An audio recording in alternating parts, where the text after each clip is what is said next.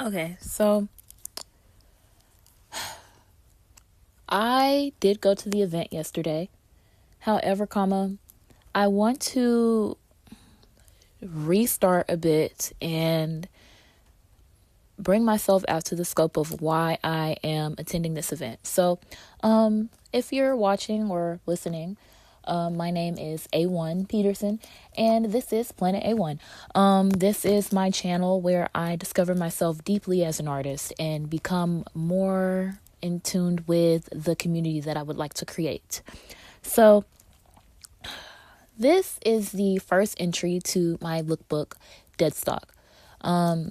This is an autopsy on everything that I've done so far as a creator and as a fashion designer, because I'm not coming to this YouTube thing as a novice. I've actually had a few other channels before that didn't really get off the ground, not because they were unsuccessful channels, but because I essentially just gave up. And this time I want to do things the way that I want to do them and how I want to do them and how I feel doing them. So yesterday I acted on impulse and I created a video, or began creating a video that centralized around me going to this event. And it was supposed to be my first page and my first entry to my lookbook that encapsulates all the work that I have done thus far before I move forward into my new lines that I have coming out next year in 2026. So I have started a first draft and I want to read this, and hopefully I'll be able to come back in and insert another entry.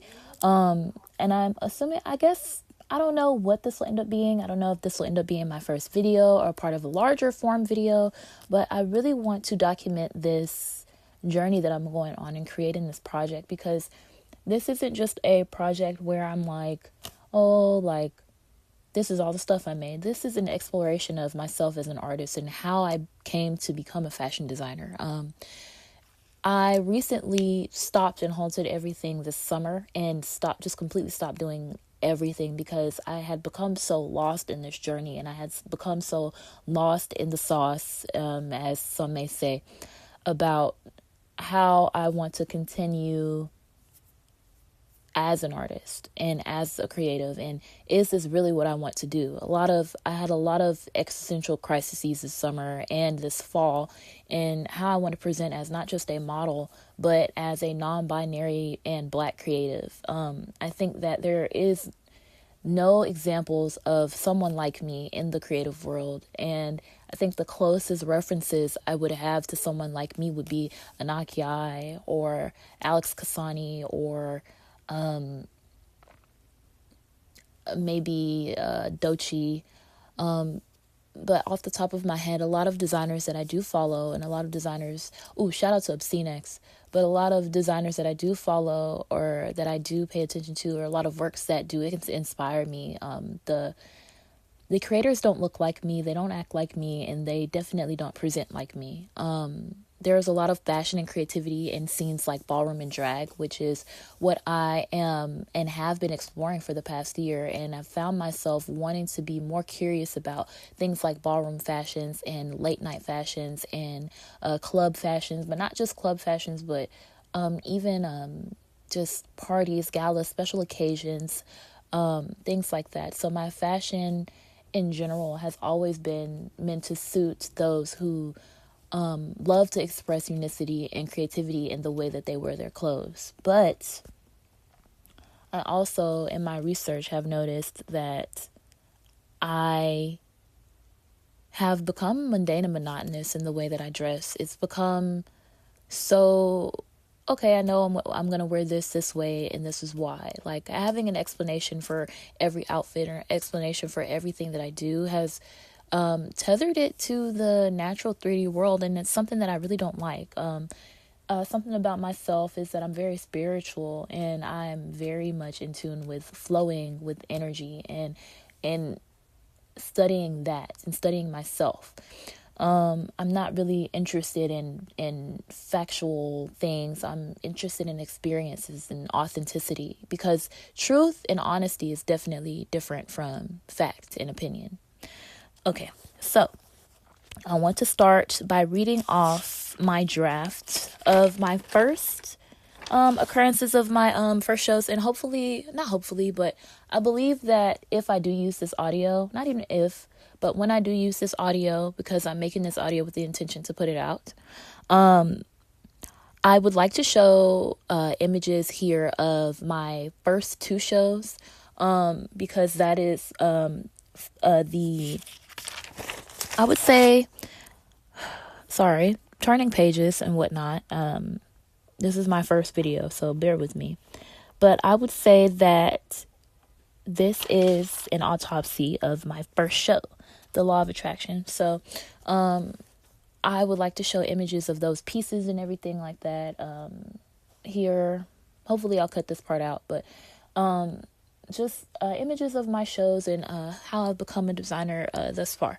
And I wanted to make this because last night I went to an event that was a fashion week for in the city that I'm from, and I went and I was very uninspired, and I believe it's because I am shifting what my target audience is just a little bit to include my identity, and to include what I really truly believe is honest self-expression. So my identity as being queer, as being non-binary, but also as being Black, and the intersectionality that comes with being that. In that event, I didn't feel like the target audience. I didn't feel like the clothes were for me. And I love streetwear, and that's the clothing that I do make. However, I did realize that I feel that here I've surpassed my peers in a way that isn't egoic or ego-centered. It's in a way of where I've been there, I've done that, I've created this already, I've made things this way already. I'm ready to move on to the next step. I'm ready to grow the quality of my pieces in my clothing. I'm ready to change minds. I'm ready to create something new, something different. Everything is getting old. And that is the feeling that I had when I first became a fashion designer. I became a fashion designer around my senior year of college, and I had been working with fashion marketing and modeling for about, I would say, a year upon my graduation, a few months with the modeling, and about a year on working with other fashion entities within my college at that time. So when I became more interested in making the clothes myself, it was my first fashion show. The designer that they had hired, and we all paid for those designs as a conglomerate and as a club. Everybody didn't get to wear them. There were only about 6 designs that were original designs. Everything else was just people putting clothing together and putting looks together, which is fine, you know what I'm saying? Especially when a show is put together by models. That's kind of what you can expect, is just to be able to see the skills in the styling and whatnot. And I felt like, you know what I'm saying, what if I did this, but I actually designed the clothes myself? I love this environment, and I do love the way that we are all teaching each other and helping each other. And I was like, well, what if I did this myself, but I created the design? So the first thing I actually ended up designing underneath my entity, which is now called The Gallery, but you know, my designer name is A1. My real non-binary preferred name is A1. So underneath my name, the first item I actually designed was a bathing suit, and it was received very well. But I wasn't able to sell it because I didn't really know how, and I really didn't know where to begin with how I wanted to promote it, and how, like, I didn't really have that much of an idea of how I wanted to do things. So a lot of my first attempts were not, I wouldn't say failures, but learning experiences on what it really does take to get something done in a realistic way, in a passionate way, but also in a way that is indicative to what you are trying to do and what you're trying to portray.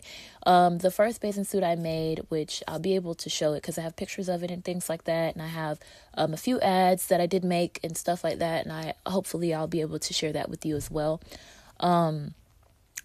I realized that, it takes more than just showing people what you have to get them to buy it, because it's just like, they're like, oh, well, that's cool.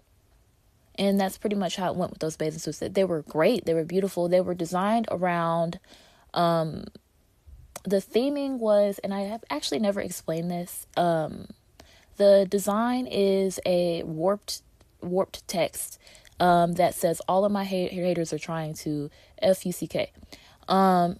And basically it's a callback or a call of action, especially to people who are affected by people hating on them or telling them that they're not this or they're not that. It's the feeling of feeling like you're not enough, and it's reversing that. Is people who are telling you that you're not enough, that's truly projection, and that's truly them wanting to low-key be you. I'm not gonna cap.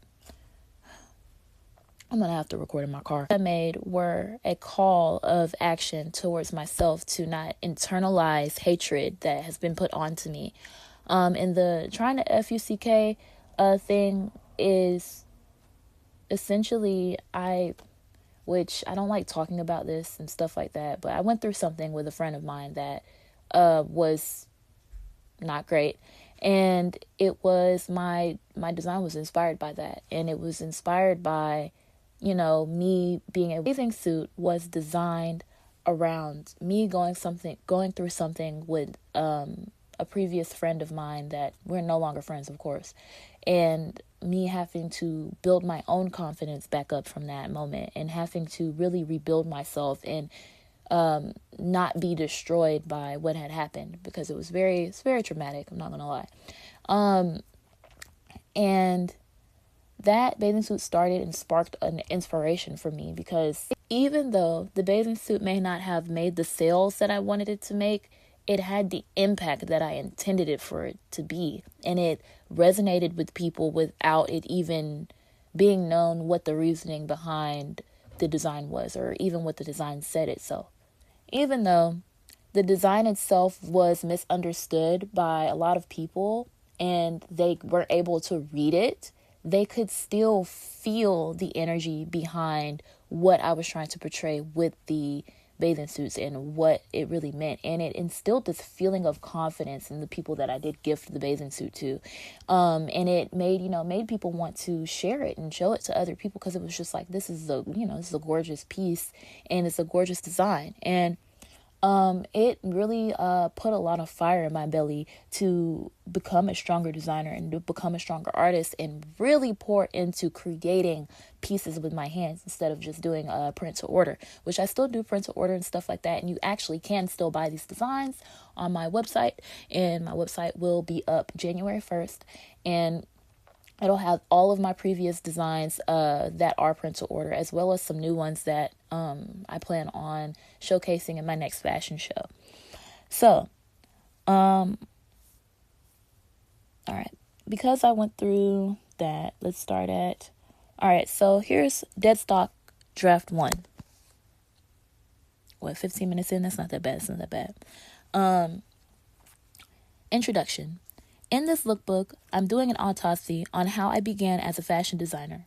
With this work, I am using this to reflect on my experience with love, fashion, and expectations. Through fashion, I have become reborn as an artist. Originally, I had began making my own clothing in my free time during COVID. I thought to myself, fashion these days, modern fashion especially, has become so boring. Lately in my life, I've found that feeling in more spaces. Fashion is the first place where I decided to do something about that boredom. Deadstock is my time to reflect on my past, no judgment, all learning. Deadstock is an excerpt and a rededication to how I began, why I began, and hopefully it'll help someone else out there start too. All right. So my first entry is the law of attraction. The law of attraction was first born as a 3-part story. Each line I create Each line I create has started with its own story. However, my first 3 shows tells the story of spiritual enlightenment. The law of attraction began with a journey to wanting to be better than the existing self. The motifs were focused on beauty, inner beauty, transformation, and dedication. Images of bees, honey, and butterflies were on relatively every piece, and I developed a story on that visual idea. First show, I had no idea what I was doing, honestly. The show was a success. However, I didn't get the monetary rewards I was hoping for due to not knowing anything about event organization. That show allowed me to let go and just be, not worrying about That show allowed me to let go and just be, not worrying about focusing on what I wanted out of fashion. I worked harder and created my most creative concept to date, anarchy. So I want to talk a little bit more about the law of attraction and the pros and cons of that event, as well as my genuine opinions about that show. So the law of attraction had great marketing. In my opinion, I did what I was supposed to do. I think the only show that didn't have good marketing was my last show, and it was due to some personal issues. It wasn't really because I didn't create a strategy because of me. I had a serious issue at that time, and I'll go more into that I guess when I do talk about that show. But for this entry, we're just going to talk about my first show. So the law of attraction was my baby. It was my first show. It was my first attempt at anything. So my first thing that I tried to do, I'll say the first thing that I did was create modeling workshops. So at that time, I was paying attention to my following and how the people that are already interested in what I do were resonating with my work. And a lot of people were interested in my modeling work because I had recently gotten signed to my first,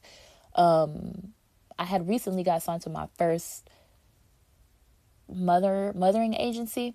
And that's Queen Love Models. I'm still signed to them now. And I was practicing a lot and working a lot on shows and stuff like that at the time. So a lot of people that did follow me did want pointers and help modeling, which I ended up being able to market all the way through to my last show. So Attraction was my first show. That was the only show I think that I had a very large promotional shoot for, which I ended up being able to get a lot of the work done for free because I had some friends that just wanted to support. So I ended up only having to pay the videographer and the main photographer. And he, we had some helpers and some other people come to shoot. And I think that's always a good idea as a fashion designer. I want to put a little pin in that.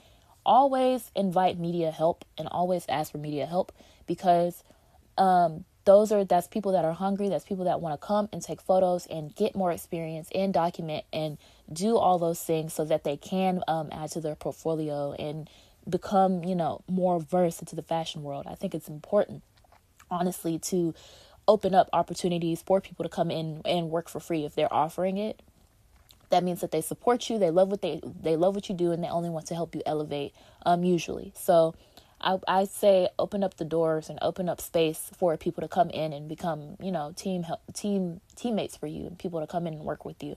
I think it's a very good way to build relationships, business relationships, and also find people that know your vision, find people that care about your vision, find people that actually love what you do. So, and that's not an always thing, and I don't think that you should force it, but if you have the opportunity to invite more help and volunteers, always take it. So that photo shoot went very well. I ended up having 2 models alongside myself in the shoot, and we took a lot of pictures, lots of videos. It was very, very good. It was for the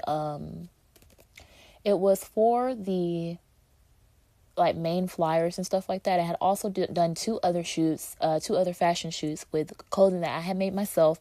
By hand, no sewing machine. I didn't have, by the way, yeah, I was about to say that the first show, I didn't even have a sewing machine. I didn't even have one. So I made everything in that show I made by hand. And some of it was very difficult to start, but honestly, throughout that photo shoot, I mean, not throughout the photo shoot, throughout that entire time where I was creating those clothes, I would say a lot of my best work and a lot of my most creative work came out of that time. But I'll say a lot of my more shitty work and a lot of my more rush work came out of that time as well. And I learned a lot about how to quickly make things for a show work for just the look of the show.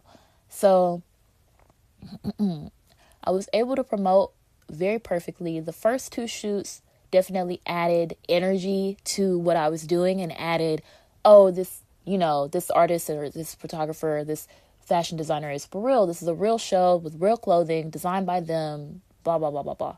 So I ended up having a really, really good turnout for this show. However, no one paid for their tickets. And we'll get into that. So with this first show, I had never, ever done an event on my own in my life. And I had no idea how to sell tickets. So that's my thing. Even though the ticket link and QR code was on the flyer, which it's for every event that I've ever done, it has always been on the flyer. QR codes or anything where you can instantly use your phone to instantly take you to somewhere, very lucrative. I like the QR codes and stuff like that. I love to tap my phone and airdrop it to people, stuff like that. Really, really works really well, because if you're able to scan it and click on it as a link, even if they throw away the flyer or whatever it may have you, that link will still be open on their phone until they decide to close it or just don't look at it anymore. But I did not have a door security system. So I didn't have anybody checking tickets and checking the door and make sure everybody, I didn't have anybody doing that. And low key, I expected the place that I, rented out to do that for me, which I should not have. I don't think that was a very smart idea, honestly. Like, I'm just like, why would you expect that out of a space that's like, I did it somewhere that was like a retail store. So it's like retail stores don't usually have, and it was a local business. So definitely they don't usually have security. Anyway, so in this show, I basically kind of expected the work to be done for me without actually even outwardly saying or knowing what I actually needed. So I ended up making around $150 off of tickets, which the tickets were $10. So about 15 people bought tickets. And that show had about 50 people at it. There was a lot of people at this show. And honestly, I didn't schedule anything well. I didn't really plan well when it comes to the day of the show. So I was still making things when the show started. They were still setting up when the show started. Like, the people who I had did the event with, they waited till literally the last minute, which was when the show started, to start setting up and moving things around and make sure everything looks nice. And, I was asking, oh, I can't snap. But I was asking them every day. When I say every day, I was asking them every day, and then every hour on the hour to, hey, can you set up? Hey, can y'all set up? Hey, can y'all set up? They were like, we're going to wait. We're going to wait. We're going to wait.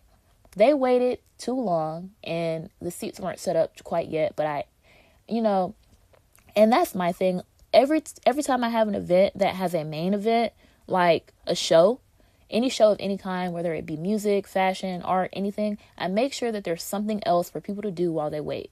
So I had artists that were also a part of this show. So it was a fashion show and an art show, like physical paintings and things like that. So I actually had some of the artists come in and talk about their work and things like that while the audience was waiting.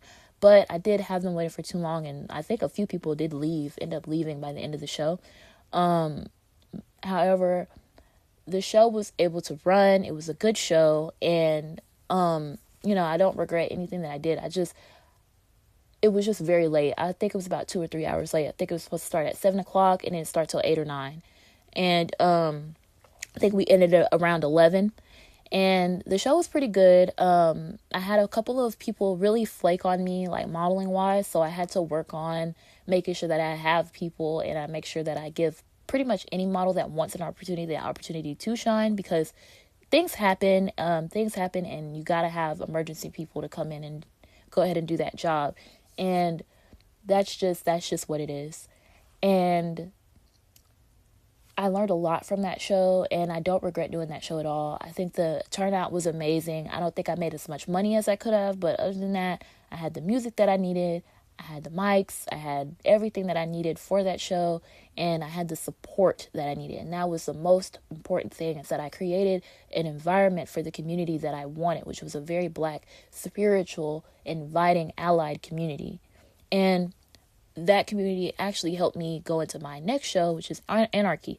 And it brought me so much, Attraction brought me so much opportunity and so much, it brought so much into my life as a fashion designer, and opened my eyes up to the possibilities of what I could create. Because it's like, all I need to do is get better at this to make more money. And that is what I'm doing now, is basically trying to get better at it so that I can make enough money to support myself.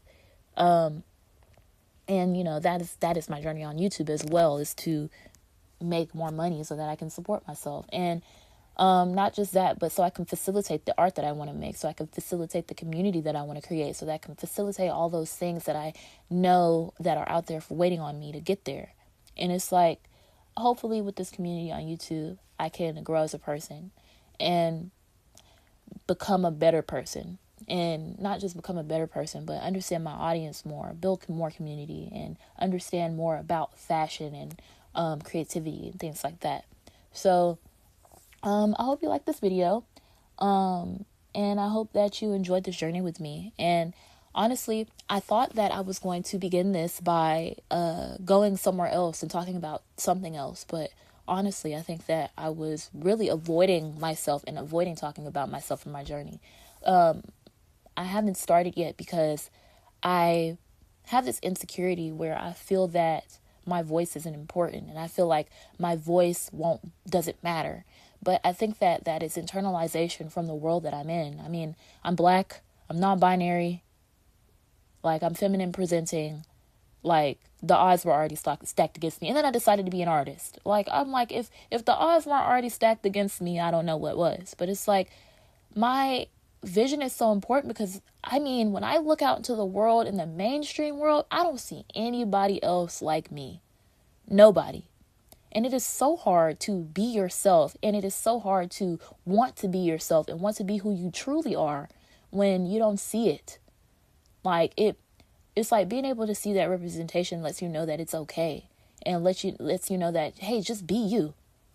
You are meant to exist. You're meant to be here. And anybody else that looks like me, or anybody else that wants to do something like this, and you don't have to be queer. You do not have to be queer to watch me. Swear to God.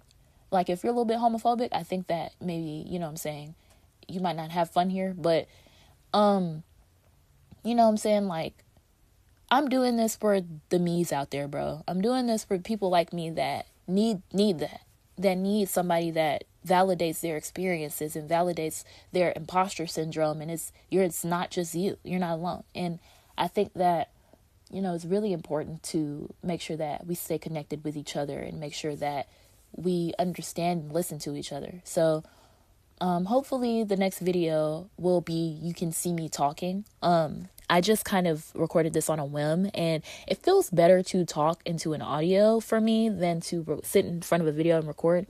Not because like, like I'm ugly, or like I don't like the way my face looks, but it's like I can sit down and record, and I don't have to think about, like I need to get up and wash my face and do all this other stuff and get dressed and make sure the room looks right. And I don't got to do all that. I can just talk, and that is working for me right now. Hopefully my next video, I'll be more comfortable in front of a camera, because I am working on, like, I'm literally doing a lookbook. I'm doing a lookbook. Like, you know what you look with your eyes. But anyway, this is my first draft entry. This is like literally the first part of my first draft. So, you know what I'm saying? If you're afraid to start, especially if you're a fashion designer, because I make music too and stuff like that. And I really want to get into how music ties into fashion, and how I've been able to express myself as a designer better, as just being in tune with music and the musical world, because fashion and music, they literally go together like peanut butter and jelly, bro. And I really want to get into that as I move further, because with my performances and stuff like that, I'm able to express who I am with what I wear. Like, I mean, it's, bruh, when I say, like, especially if you're trying to like be like a musician and stuff like that, when I say people connect with you better when you express yourself in every way possible, like when people can visually see who you are on you, it makes them more inclined to want to hear your music, because it's like, ooh, I wonder what that person over there sounds like. Like, or like I done got opportunities, or I was able to perform at New York Fashion Week this year. Well, not at the actual shows, but I was able to perform in New York this year because of my outfit. That's it. It was just my outfit. Like, it wasn't because I sounded good. I didn't even perform for the coordinator, but because I put care into my aesthetic, and not just my aesthetic, but how I present myself, I'm able to get opportunities and stuff like that resonate with me, because I'm able to unapologetically express myself with what I wear and how I do my makeup, whatever.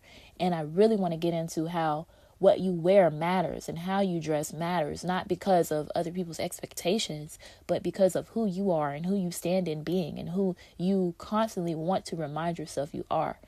Like, just for a short example, because I'm about to go. A short fucking example, especially at the time that I did Attraction.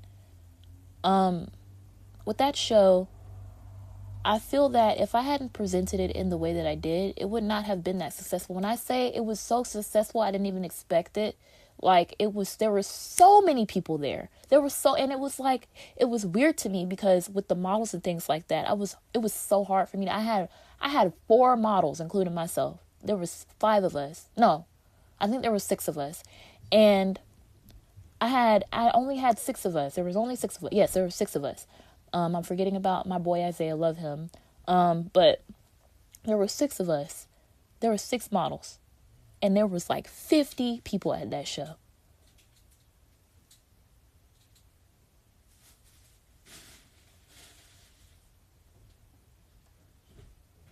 Okay, thank God. All right.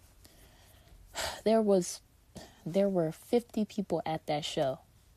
I didn't expect anybody to show up at all, because of how people were flaking on me and how people were being like, how people were like not really caring about the show and not really caring about the vision. I blinded myself from that because I was afraid and I was scared that, people wouldn't get it or people wouldn't want to come and stuff like that. And it's like, of course there are going to be people out there that don't fuck with you or don't like you, but there are so many people that do. And there are so many people that will, and there are so many people that will get it. And you have to switch your mind off from working so that those people that don't give a fuck about you will like you. And you need to start switching your mind on to who is going to resonate with this, who will understand this, who will get it. Because not only are you opening yourself up to be understood, but you're opening yourself up to understand the good parts about you and the good parts and the valuable things about you instead of the things that you hate, which that's a whole nother story. But like, how you dress isn't just important because other people will see you. How you dress is indicative to how you will feel. How you present is indicative to how you feel. Like, when you put on a 5 fit or something that you like and something that you enjoy, it makes you feel better. When you get up, because when I get up every day for work and I put on an outfit I don't really care about, my mood is low. My mood is already low. Like, and it's just like when you get dressed and you put that energy on top of your skin, like, dog. Anyway, like, it's awful, straight awful. But anyway, I care so much about fashion because I care so much about art and I care so much about expression and expressing myself. It's so important. And if you're afraid to express yourself, you know what I'm saying? I'm here for you, because, a lot of the time I do feel like that, even now. And I think that releasing this and being able to talk about it in a video is going to help me a lot. So, you know, if you stayed and you listened the whole time, thank you for giving me the chance to tell you about my story. And if you are interested in fashion and fashion design, hit that subscribe button, hit that like button. Let me know you fuck with me. Oh my gosh, YouTube gonna demonetize me because I said the F word. But let me know you mess with me. Let me know that we cool. You know what I'm saying? In this journey, we gonna rock out. Like, however long I do this channel for, which I'm hoping that I stay consistent with it, is however long I do it for. And, you know what I'm saying? Just, you know, thank you for being here. And I'll be back with part 2, which is my second show, Anarchy, and then part 3, which is my third show, Ascension. And then after that, hopefully I'll be able to tell y'all about my lookbook a little bit more and show y'all some pieces and whatnot. But I want to get these 3 parts off so that I can kind of rack through my brain for this lookbook, because these are just drafts. These aren't really like the final version. I'm kind of going over it to go through my thought process of how I'm going to make it, and I really want to share that so that y'all are more interested and y'all understand the making of it a lot more. And yeah, and I have not researched any other lookbooks. I barely look at lookbooks. I look at lookbooks pretty often and stuff in like different forms of them, but I really don't want to do any research on this, and I want to create it the way that I'm going to create it, because I think my perspective as a fashion designer is valid, and I think that I want to go with that and not really listen to anybody else's opinions on how they think I should do things. But anyway, if you like this video, if you messing with me, subscribe and become, you know, a citizen of Planet A1. You know what I'm saying? A1 and A1lian, if you will.